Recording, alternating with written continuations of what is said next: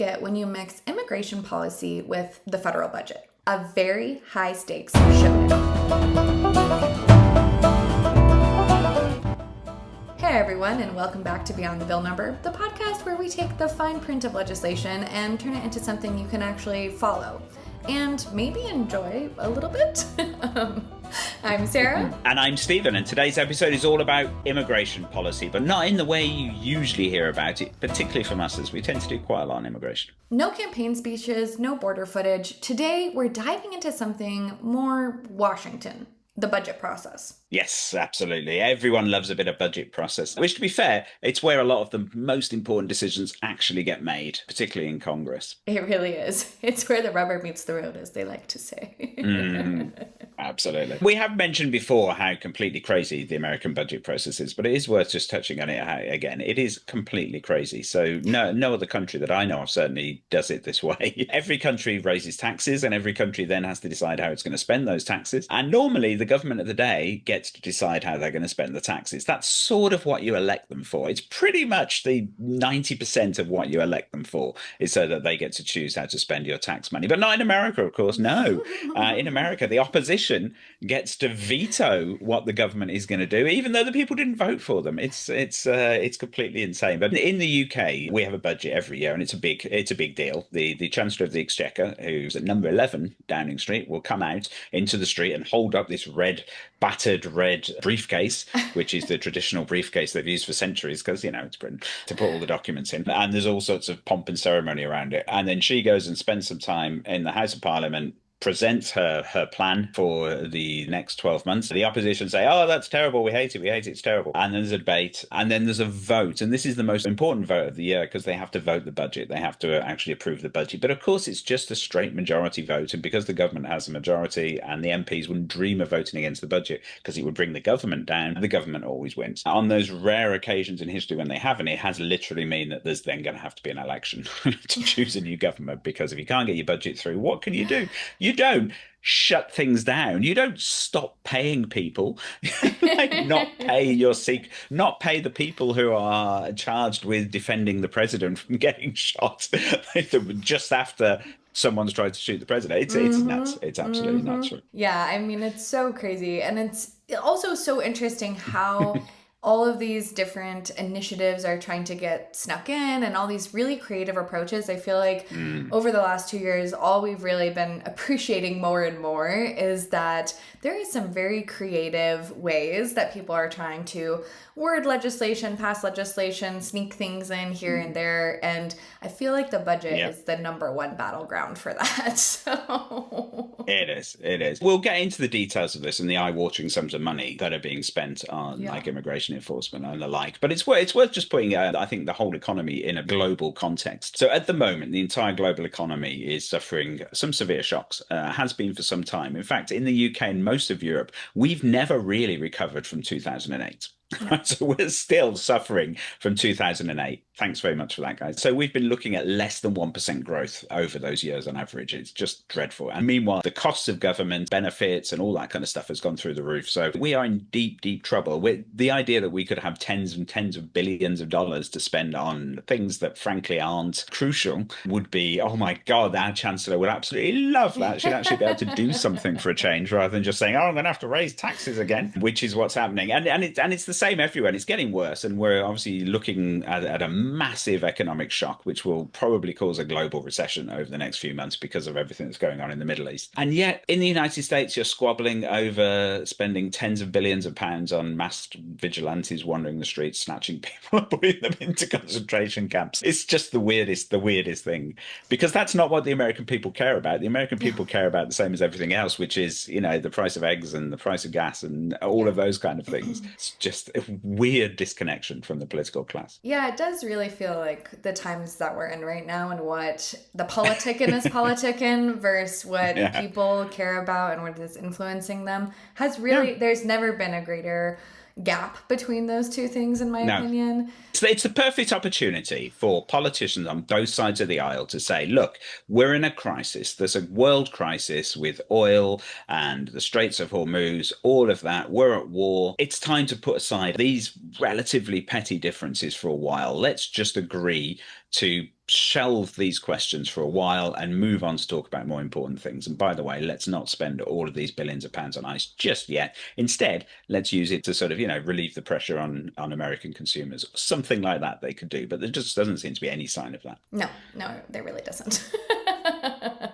Okay, so right now Congress is debating whether to pour about 70 billion with a B more into ICE and Border Patrol, and that decision is setting off a true chain reaction across the states. Oh, yes, it is indeed. And of course, if you want to track this kind of federal state ripple effect in real time, this is a perfect example of where Bill Track 50 actually shines, because you can follow not just the federal bills, but the 100 plus related state bills that have popped up in response. Yes, and there's so much going on here. So I guess let's just start at the top. What exactly did the Senate just do? Okay, so on April 23rd, senators voted 50 to 48 to advance a budget resolution. So unsurprisingly, all Democrats voted against the measure. All of the Republicans voted for it. So this might sound very procedural, and it is really, but it's also extremely strategic. And it opens the door for this $70 billion in additional funding. Remember, this isn't $70 billion to fund ICE. This is additional funding on top of the funding they've already got to fund ICE and the Border Patrol over the next 3 years. And the resolution would then move the measure to the House. Now, the important thing, though, is that it sets up a potential reconciliation process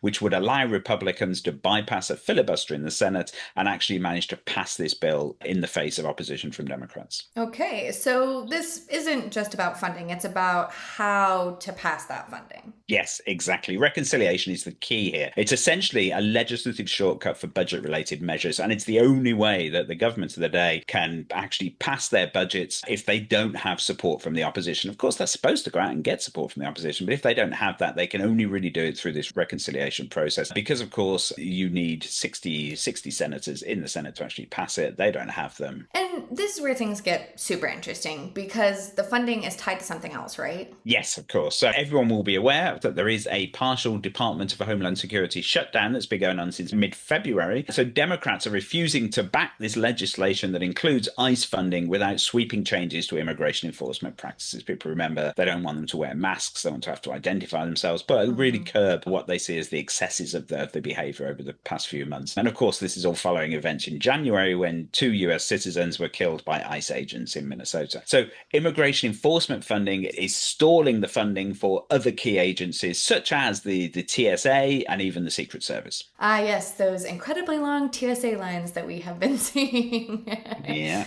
So this is a classic Washington leverage. Policy changes tied to must-pass funding. Yes, exactly. It turns a policy debate into a deadline-driven decision. And so far, Republicans refuse to accept the various compromises on offer, such as like funding parts of DHS without this controversial ICE funding. Okay, so let's talk numbers because they are pretty striking. Yes, they are really. So the administration has already directed roughly $170 billion towards immigration enforcement through 2029. And this new proposal would add another $70 billion on top of that. And that funding is to support increased detention capacity, expanded enforcement operations, higher staffing levels. Yes, they're going to lock up even more people and they're going to hire even more of those masked agents. That is a lot of money.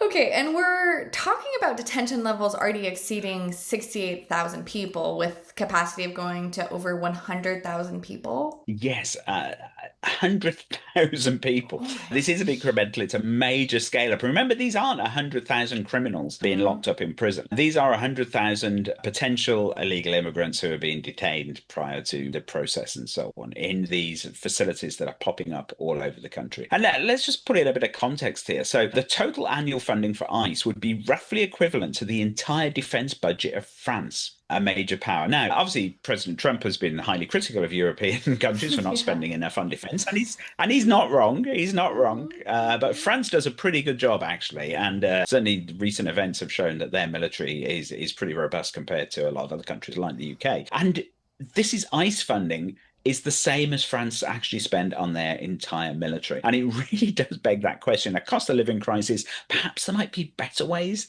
to spend that money. You know, maybe it could be better ways. Now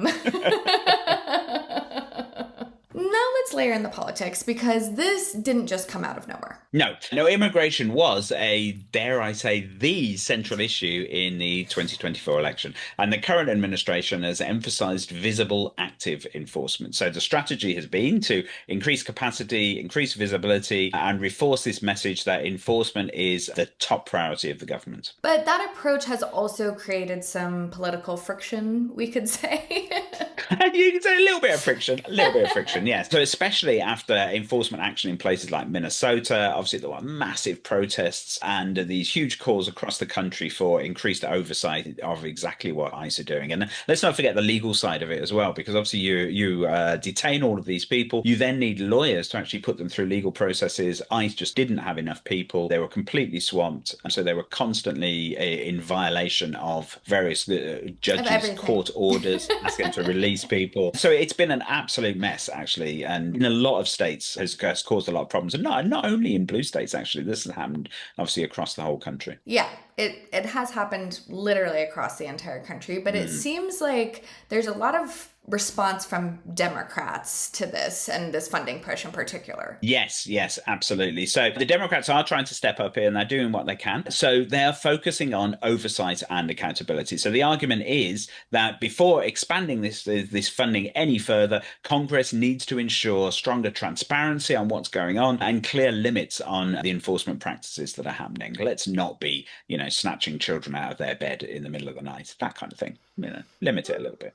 Okay, all right, some limits. So the debate isn't just more or less enforcement. It's also, what are the rules we're doing this enforcement under? Yes, exactly. I mean, the Democrats, I think, are being a little bit cautious here because they know that they got hammered last time because they were seen as soft on immigration. So they can't do that again. But they also know they're on a winner because Americans just don't like to see masked men roaming the streets, snatching people up. It's not a good look. It does not evoke a feeling of safety, I will say. It doesn't. Okay, but this is also where the story really expands, because somehow this can expand even further. This isn't just happening in Congress. No, not even close. So there are currently over 100 state-level bills related to ICE and immigration enforcement following the events in Minnesota and elsewhere, which obviously created this enormous friction between the federal immigration enforcement mechanisms, particularly ICE, but other agencies as well, and then state law enforcement as well. The big question, of course, is should they be working together on this? Should they be opposed, or should the state law enforcement people just be stepping out and saying nothing to do with us? Right, and this is where I just love Bill Check 50, and it becomes so useful because you can literally map these bills across the country and see how states are reacting. You can see how many bills are in the states, which states are doing it. So let's break down the state divide, starting with the Democratic-led states. What are they actually doing legislatively to push back? Yes, so this is where it gets really, really concrete. So the blue states aren't just talking about limiting cooperation, they're writing it directly into law. So take Maryland, for example. Bills like Maryland SB 791, HB 1575 are designed to restrict how much state and local law enforcement can work with federal immigration authorities. They limit things like detention based on civil immigration requests and also sharing certain types of information. So that's essentially drawing a line between local policing and federal immigration enforcement. Yes, exactly. And you see the same approach in Massachusetts with bills like H5305 and H5316, which are all about defining and limiting how far local agencies can go in assisting ICE. And then Colorado has been really active here too, right? Oh, yes. Obviously been a big issue in Colorado. So HB 1276 add reporting requirements, privacy protections, and even restrictions around deportation transports. So it doesn't just limit the cooperation, it makes it much more visible and legally risky. Yes, there's also a huge initiative here in Denver to make sure that if there are ICE agents here, they can't cover their faces. But also, this is not just a don't cooperate. It's if you do, we're watching closely. Yes, exactly. So a lot of the biggest worries about this enforcement is that there's just not that oversight there. There's so many people doing so many things and no one's really watching them. I mean, particularly if you think about these detention facilities that are springing up. I mean, do they have proper oversight? I mean, it's an absolute classic case that if you put people who aren't properly trained in charge of prisoners in effectively a prison, things tend to go wrong fast. So, are there actually all of those proper mechanisms in place? So this is just one step step, I think, that Colorado is doing to try and say, let's just keep a much closer eye on exactly what's going on and make sure that they are actually abiding by their own rules. And then you can have a look at Delaware. Delaware's already gone a step farther. HB 182 has been signed into law and actually prohibits law enforcement from entering into 287G agreements with ICE altogether. 287G is the code for the federal program that allows state and local law enforcement agencies to partner with ICE and carry out certain immigration enforcement functions. Okay. So this is a big deal because 287G is basically how police can become extensions of this federal immigration enforcement that we've been seeing. Yes, absolutely. And it's absolutely crucial. If you're going to do it properly, intent on actually scooping up all of these people, you need to know where they are. And that kind of local knowledge, the local police can be really, really important rather than a bunch of people from out of state coming in trying to find the right people. They're going to struggle. So the cooperation of local agencies is absolutely crucial to ICE operations. And so if you want to stop ICE operating properly, then that's what you do and stop this cooperation. And there is a through line here as well. So these states are treating cooperation with ICE as a civil liberties issue and closing off the legal pathways that allow it, or of course even compel it as well. So there are certain various conventions and so on that local law enforcement should work very closely with federal law enforcement to actually carry out activities. So they're really trying to draw a line under this and say, well, not when it comes to ICE. Okay, so if the blue states are closing doors, what are the red states doing? Well, unsurprisingly, they are opening them, and in some cases, installing automatic door openers and those wedges that stop them closing again. So, I mean, take Mississippi. So, Mississippi HB 538 has already been enacted. It bans sanctuary-style policies outright. So, local government just don't have the option to cooperate. They are actually expected to. Okay, so that flips the default. Cooperation isn't optional anymore. No, exactly. And Tennessee is going even further with bills like SB 6002, HB 6001, which strengthen requirements for state and local agencies to work with federal immigration authorities. Okay, and some states are even mandating participation in federal programs, right? Yes, West Virginia is a great example. So HB 5477 would require law enforcement agencies to participate in the 287G program, while West Virginia SB 615 mandates communication and coordination with ICE. Okay, so instead of limiting involvement, they're formalizing it. Yes, exactly. And then you've got efforts like in California, AB 85, which unsurprisingly didn't pass, but would have required broader cooperation in certain criminal cases. Okay, so even in a blue state, you're still seeing that push. Yes, right. And Illinois, Republican lawmakers in Illinois introduced a whole slate of bills like HB 4129, SB 1202, which are aimed at rolling back restrictions on cooperation. Again,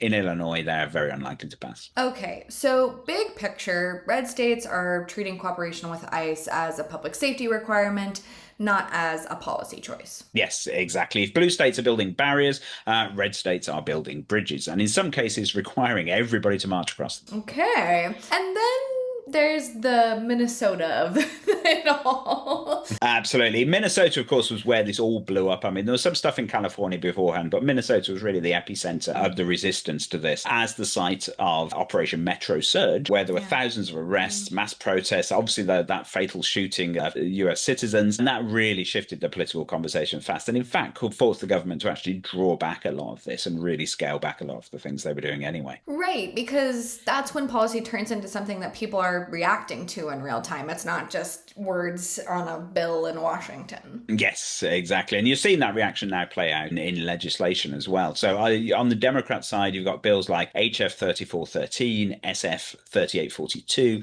HF 3924, SF 4992, all aimed at limiting state and local involvement in federal law enforcement. So loads and loads of bills, as you might expect. The lawmakers are really responding to what was going on there. So it's kind of creating distance from what happened during the surge. Absolutely. And making sure that it can't happen again, really. But Republicans are pushing in the opposite direction. Also got HF 16, SF 643, which would block the sort of non-cooperation policies that we saw happening during the surge. Okay, so one state, two completely different responses to the same situation.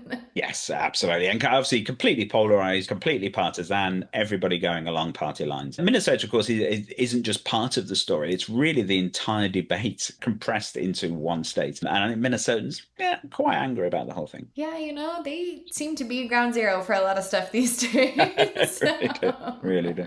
Okay, so all of this state level activity is happening while Congress is fighting its own battle, and it's beyond the budget. Yes, exactly. The budget is like the big battle because it's the one that might actually go anywhere. And it determines obviously how big the overall system is and how it's all funded. But there are other bills that are actually policy bills determine how it would actually work. So on the Republican side, you can see a clear push in Congress to expand cooperation nationally and to block states from actually putting into force all of these barriers. You got bills like HR 756, which aims to protect partnerships between ICE and local law enforcement. You've got HR 7423, HR 7612, HR 7640, all of these bills that are trying to push states and cities towards cooperating with federal agencies. Okay, so the federal government isn't just funding the enforcement, they're trying to standardize it. Yes, exactly. And unsurprisingly, Democrats are going the other way. You've got HR 6521, which would limit certain enforcement practices. And then you've got HR 6890 that would eliminate the 287G program entirely. Huh. Well, okay. So even Congress has this divide that we're seeing in the states. Yes, exactly. One side trying to expand the system outwards, the other trying to pull it back in. And of course, the difference in Congress is that none of these bills are really going to pass. Highly unlikely that any of them could make it over the finish line. Okay, so zooming out, this isn't just a debate about funding. That's kind of what we've been hearing a lot about, but it's really a structural one. Yes, absolutely. So Washington can fund the machine, but the states are deciding whether to supply the gears. Okay, so what is the path forward here? Well, procedurally then, the House still needs to act on the budget resolution. Reconciliation could allow the passage without a filibuster, but internal party unity will be key for the Republicans. Politically, immigration remains a strong issue, but there's a growing debate over enforcement methods. ICE and the immigration enforcement push in general is increasingly unpopular across the country. Okay, so momentum exists, but it's not frictionless. Yes, exactly. All right, so when we zoom out all the way, this really isn't just one bill or one budget fight. It's something a lot bigger. This is one of those moments where the trend matters more than the headline. What we're watching is a fundamental shift in how immigration policy actually operates here in the US. Not just at the border, not just in Congress, but all across all levels of government at once. Yes, absolutely. Because the federal government can fund enforcement, but it can't fully control how it plays out on the ground. The age-old story of the federal system. Oh, yes, exactly. Okay, so Congress could pass this funding, but even if it tries to pressure states with legislation, it's kind of in the end, states are going to decide whether enforcement expands smoothly or they run into resistance. And right now, they're making very different choices across the states. Yes, which is why this can't be resolved neatly. Yes, nothing is neat here anymore. Okay, so the likely outcome here isn't just one national policy. It's that patchwork system that we keep talking about. That's honestly going to probably get more divided over time. And some states are going to be actively cooperating, expanding enforcement, integrating with federal programs. Others are really going to be limiting that cooperation, adding legal barriers, and pushing back. Yes, that's right. So depending on where you are, immigration enforcement could look completely different. And that's why tools like Bill Track 50 really matter here, because this isn't a one bill story. It's not even a one state story. There are hundreds of bills moving across the country right now, all shaping different pieces of this puzzle. And it's almost impossible to track manually. Yes, absolutely. So Bill Track 50 lets you actually see the full landscape, what's moving in Congress, what's happening in the states, how trends are developing, and where things are heading next. Which is kind of the whole point of this podcast. Yes, exactly.